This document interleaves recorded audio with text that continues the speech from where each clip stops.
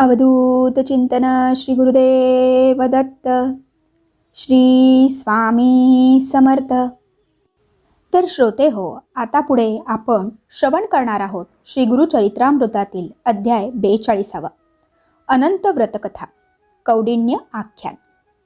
ओम श्री गणेशाय नमः. श्री सरस्वते नमः. श्री गुरुभ्यो नमः. श्री कुलदैवताय नमः. तर श्रोते हो, श्री गुरु सायनदेवाला म्हणाले, तू मला अनंत व्रताविषयी विचारले होतेस. या अनंत पूजेचे महात्म्य काय आहे व ही अनंत व्रतपूजा पूर्वी कोणी केली होती, या व्रतपूजेचे फळ काय याविषयी मी तुला सांगतो, ते तू ऐक. हे अनंत व्रत पूर्वी पंडुपुत्र युधिष्ठिराने केले होते. त्या व्रतप्रभावाने त्याला त्याचे गेलेले राज्य परत मिळाले. त्याचे असे झाले, कौरव आणि पांडव पण लावून द्यूत खेळत होते. त्या द्यूत क्रीडेत पांडवांचे सर्वस्व हरण केले व त्यांना 12 वर्ष वनवास व 1 वर्ष अज्ञातवास भोगावा लागला. युधिष्ठिर अर्ध्या राज्याचा स्वामी, पण तो आपले भाऊ व द्रौपदी यांच्यासह घोर अरण्यात अनंत दुःखे भोगीत होता. पांडव वनवासात असतानाही कौरव अनेक कपट कारस्थाने करून त्यांना त्रास देत होते. पांडवांचे सत्वहरण करून त्यांना त्रास देत होते. पांडवांचे सत्वहरण करण्यास कौरवांनाही पांडवांकडे पाठविले, परंतु प्रत्येक वेळी श्रीकृष्ण त्यांचे रक्षण करत होते. पांडवांचे फार हाल होत आहेत हे पाहून एकदा श्रीकृष्ण त्यांना भेटावयास गेले. श्रीकृष्णाला पाहताच युधिष्ठिराने त्याला लोटांगण घातले, त्याची यथासांग पूजा केली. मग त्याने हात जोडून श्रीकृष्णाला प्रार्थना केली, हे भक्तवत्सला कृष्णनाथा, तुझा जय जयकार असो. हे कृष्णा, तूच या विश्वाचे उत्पत्ती स्थिती लय यास कारण आहेस. तूच ब्रह्मा विष्णू महेश आहेस. दृष्ट दुर्जनांचा नाश व संतजनांचे रक्षण यासाठीच तू अवतार घेतोस. पांडव माझे प्राण आहेत असे तू सर्वांना सांगतोस, मग आमची उपेक्षा का करतोस? तुझ्याशिवाय आम्हाला कुणाचा आधार आहे? तुझे आमच्यावर कृपाछत्र असताना आम्हाला ही दुःखे का बरे भोगावी लागत आहेत? आम्ही काय केले असता आम्हाला आमचे गेलेले राज्य परत मिळेल? सर्व पांडवांनी व द्रौपदीने हात जोडून श्रीकृष्णाला हेच विचारले. त्यावेळी श्रीकृष्ण पांडवांना म्हणाला, तुमचे गेलेले वैभव परत मिळविण्यासाठी मी तुम्हाला एक व्रत सांगतो. ते व्रत केले असता तुमचे गतवैभव तुम्हाला लवकर प्राप्त होईल. सर्व व्रतांमध्ये अनंत व्रत अत्यंत श्रेष्ठ व प्रभावी आहे. ते व्रत तुम्ही करा, म्हणजे तुमचे राज्य तुम्हाला लवकर प्राप्त होईल. तो अनंत म्हणजे शेषशायी विष्णू, तेच माझे मूळ रूप आहे. मीच तो नारायण. दृष्टांचे निर्दालन करून भूभार हलका करण्यासाठीच मी वसुदेव कुळात श्रीकृष्ण म्हणून अवतार घेतला. मीच जळी स्थळी काष्ठी पाषाणी त्रैलोक्याला व्यापून राहिलो आहे. मीच सर्व काही आहे. मीच तो अनंत नारायण चराचर विश्वाला व्यापून राहिलो आहे. त्या अनंताची म्हणजे माझीच तुम्ही यथासांग पूजा करा. या व्रताने तुमचे सर्वतोपरी कल्याण होईल. हे व्रत कोणत्या दिवशी करावे, कसे करावे हे आम्हाला सविस्तर सांगा, अशी विनंती युधिष्ठिराने केली असता श्रीकृष्ण म्हणाला, भाद्रपद महिन्याच्या शुक्ल पक्षातील चतुर्दशीला ही व्रतपूजा करावी. याविषयी मी तुला एक प्राचीन कथा सांगतो. ही कथा कृतयुगातील आहे. वसिष्ठ गोत्री सुमंतू नावाचा एक ब्राह्मण होता. भृगकन्या दीक्षा ही त्याची पत्नी होती. त्यांना एक कन्या झाली, तिचे नाव सुशीला. दुर्दैवाने सुशीला अगदी लहान असतानाच सुमंतूची पत्नी दीक्षा मरण पावली. सुशीला अगदी नावासारखीच होती. ती लहानपणी पित्याच्या घरी असताना घरातील सर्व कामे ती अगदी व्यवस्थित करीत असे. घरातील केरवारा, सडा सारवण करणे, अंगणात सुंदर रांगोळ्या काढणे, देवपूजेची तयारी करणे, घरातील सर्व वस्तू स्वच्छ व नीटनेटक्या ठेवणे इत्यादी सर्व कामे ती मनपूर्वक करीत असे. सुमंतूची पत्नी गेल्यामुळे त्याची अग्निहोत्राती श्रौतकर्मे थांबली होती. म्हणून त्याने द्वितीय विवाह करून दुसरी पत्नी घरी आणली. तिचे नाव कर्कशा. ती अगदी नावासारखी होती. ती अत्यंत दुष्टबुद्धीची होती. ती घरी कोणत्याही कारणावरून सतत भांडण करीत असे. सुशीला तिची सावत्र मुलगी. ती सुशीलेचा छळ करीत असे. सुशीला आता उपवर झाली. सुमंतूला तिच्या विवाहाची काळजी वाटू लागली. सावत्राई तिचा छळ करीत होती व सुमंतूच्या साधनेतही विघ्न येत होते. आणि तसा योग जुळून आला. एके दिवशी कौंडिण्य नावाचा एक तरुण ऋषी सुमंतूच्या घरी आला. त्याने सुशीलेला पाहिले व तिला मागणी घातली. सुमंतूला कौंडिण्य जावई म्हणून पसंत पडला. एका शुभ मुहूर्तावर सुशीला आणि कौंडिण्य जावई यांचा विवाह झाला. सुमंतूने कन्येच्या प्रेमापोटी सुशीला व कौंडिण्य यांना आपल्या घरीच ठेवून घेतले. आषाढ आणि श्रावण असे 2 महिने गेले. कौंडिण्याला सासूरवाडीत राहणे पसंत नव्हते. आपण आता दुसरीकडे राहावयास जावे असे त्याने ठरविले. मग सुमंतूने फार आग्रह न करता त्यांना जाण्याची परवानगी दिली.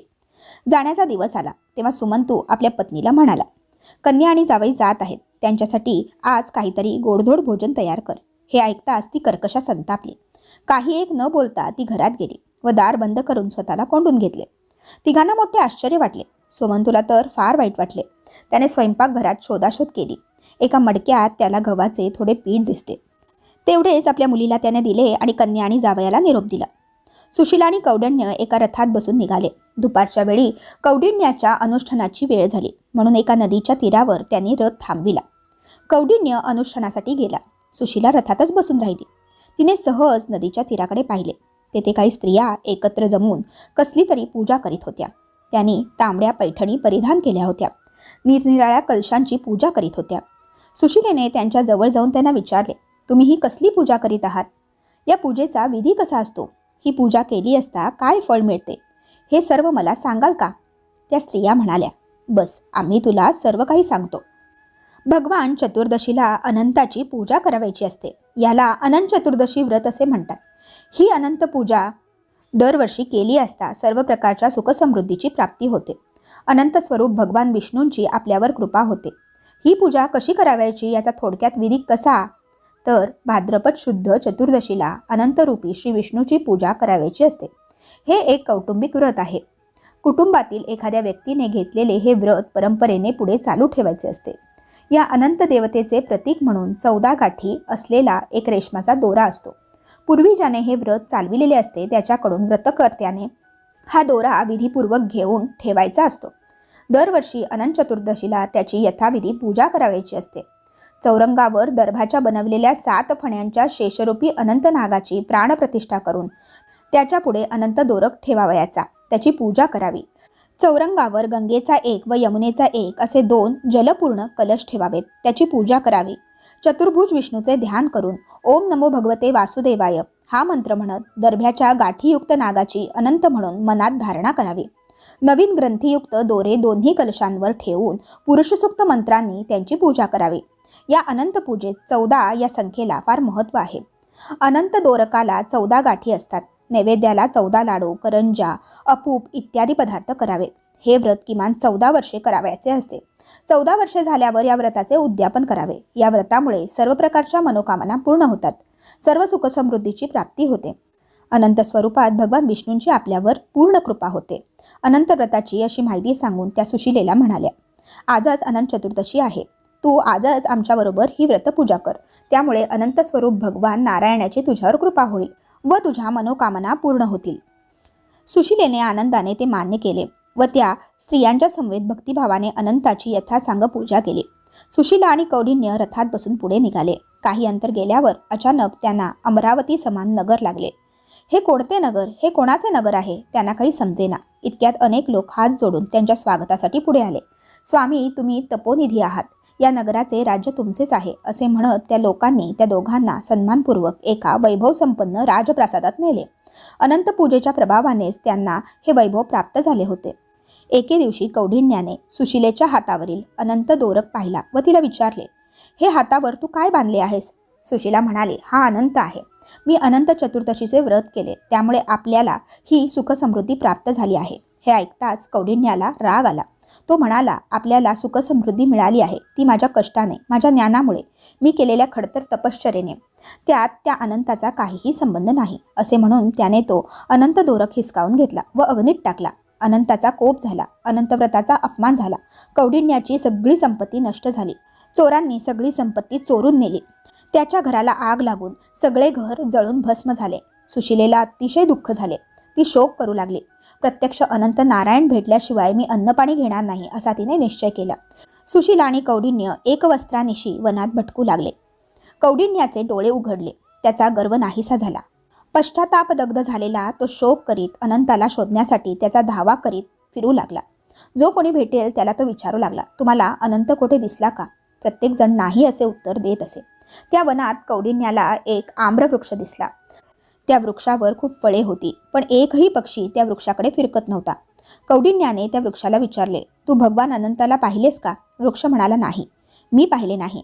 तुम्हाला त्याचे दर्शन झाले तर त्याची माझ्यासाठी क्षमा मागा. पुढे त्याला एक बैल दिसला. त्याच्या पुढे भरपूर चारा होता, पण त्याला तो खाताच येत नव्हता. तू अनंताला पाहिलेस का असे कौंडिण्याने त्याला विचारले. त्याने नाही असे सांगितले.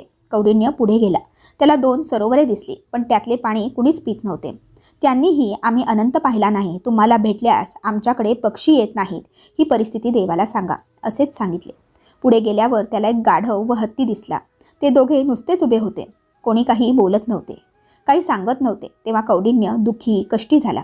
जमिनीवर पडून शोक करू लागला. अनंत अनंत अशा हाका मारू लागला.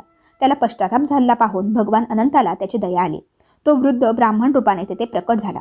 कौंडिण्याने त्याच्या पायावर डोके ठेवून विचारले, तुम्ही तरी अनंत कोठे पाहिलात का? त्यावेळी मीच तो अनंत असे तो ब्राह्मण म्हणाला. आणि त्याच क्षणी चतुर्भुज भगवान अनंत तेथे प्रकट झाले. त्याने कौंडिण्याचे सांत्वन करून त्याचे गेलेले सगळे वैभव परत दिले. भगवान अनंत विष्णूने कौंडिण्याला वर दिला. तू धर्मशील होशील, तुला कधीही दारिद्र्य येणार नाही, तू शाश्वत वैकुंठ लोकात राहशील. श्रीकृष्ण म्हणाला. भगवान अनंत विष्णूने कौंडिण्याला असा वर दिला तेव्हा आपण वाटेत पाहिलेला आम्रवृक्ष, बैल, 2 सरोवरे, गाढव, हत्ती यांची दयनीय अवस्था कशामुळे झाली होती असे विचारले असता विष्णूने त्याला प्रत्येकाचे स्वरूप समजावून सांगितले. भगवान विष्णू म्हणाले, तुला जो आम्रवृक्ष भेटला तो गतजन्मी विद्वान ब्राह्मण होता, परंतु त्याला तुझ्याप्रमाणेच आपल्या ज्ञानाचा गर्व होता. त्याने कुणालाही विद्यादान केले नाही, म्हणून त्याची ज्ञानफळे कडू झाली. त्यामुळे कोणीही प्राणी त्याच्या आश्रयास येईनासे झाले. तुला जो बैल दिसला तो गतजन्मी मोठा श्रीमंत माणूस होता. त्याने बरेच दान केले होते, पण त्याला त्या दानाचा गर्व होता. त्यामुळे आता त्याच्या पुढे गवत असतानाही त्याला ते खाता येत नव्हते. तुला ती 2 सरोवरे दिसली, त्या गतजन्मी 2 बहिणी होत्या. दानधर्माचा पैसा दुसऱ्याकडे जाऊ नये म्हणून त्या दोघी बहिणी एकमेकांनाच दान देत असत. त्यांच्या संपत्तीचा इतरांना काही उपयोग नाही झाला, म्हणून त्या सरोवराचे पाणी कुणीही पित नाही. तुला जो गंधर्व दिसला तो तुझा क्रोध होय. तो तुझ्या जाणीवेतून बाहेर पडला व त्याला गंधर्वाचा जन्म मिळाला. तुला जो हत्ती दिसला तो म्हणजे तुला आपल्या तपश्चर्येचा झालेला गर्व. तो तुझ्या शरीरातून बाहेर पडला व त्याला हत्तीचा जन्म मिळाला. तू सुद्धा स्वतःच्या ज्ञानाचा गर्व केलास. सुशीलेच्या श्रद्धेला तुच्छ मानलेस. गर्व, अहंकार, देवाधर्माबद्दल तुच्छता यामुळेच तुला हे सगळे दुःख भोगावे लागले. आता तुला पश्चाताप झाला आहे, म्हणून मी तुझ्यावर प्रसन्न झालो आहे. आता तू घरी जा व अनंत व्रत कर, म्हणजे तुला सर्व सुखांचा लाभ होईल. मरणोत्तर तू नक्षत्रात पुनर्वसू नावाचे जे नक्षत्र आहे त्यात चिरकाल निवास करशील. कौंडिण्याला सगळे पटले. त्याचा गर्व नाहीसा झाला.